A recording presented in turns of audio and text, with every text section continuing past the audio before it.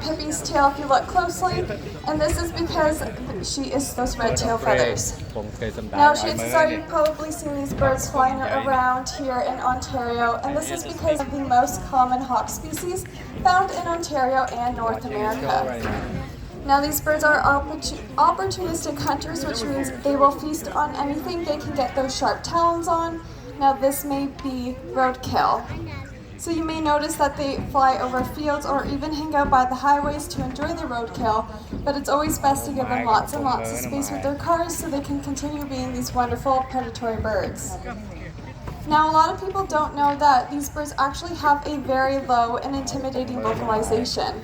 And in most movies, movie producers will switch out a bald eagle, a red-tailed hawk. This is because bald eagles have more of a high-pitched seagull-like call, whereas these red-tailed hawks are quite the opposite. So it's something to keep your eye and ear out next time you watch a movie. Now, these red-tailed hawks and raptors are birds of prey that primarily hunt with their feet, have a good long wingspan, have sharp beaks and sharp talons. This includes hawks, falcons, eagles, and even owls. So who is ready for the next bird? So coming out here shortly is Dauber. And now Dauber is one of our milky eagle owls, and as he flies over, you'll notice how low and silent his flight is. Now you may also catch a glimpse of his pink eyelids, and this is one of the most specific characteristics of milky eagle owls, and they're the only owl species with a pink eyelid. Now you may also catch a glimpse of those big black eyes, and there we go, we saw his low silent flight. And these big black eyes indicate that Dauber is actually nocturnal.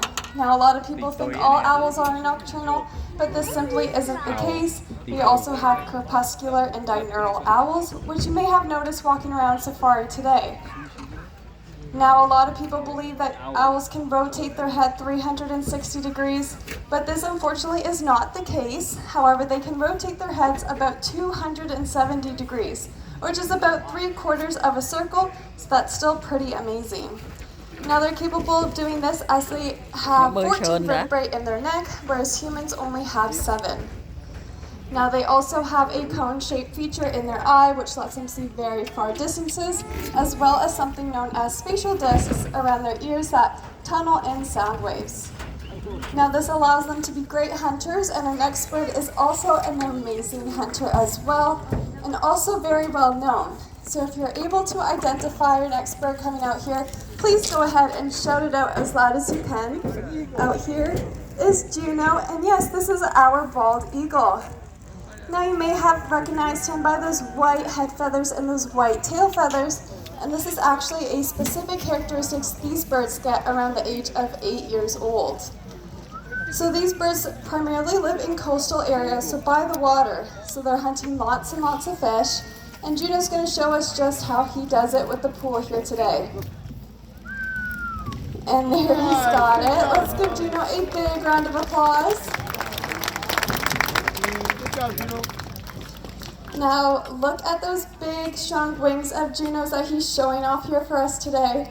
This is another great characteristic of these eagles. They use these big, strong wings to swim across water when they catch fish that are just too heavy for them to fly out of the water with.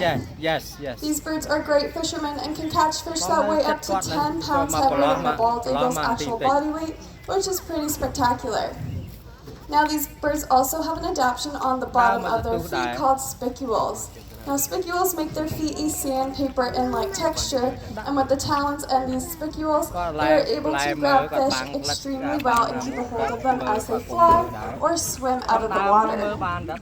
Now, these birds haven't always had the easiest past. There once was a chemical and pesticide used known as DDT. Now, DDT made its way up through the food system, affecting the bald eagle's absorption of calcium. Now, what do we know about calcium? It's super important for strong bones, and for birds this is very similar, but it's also very important for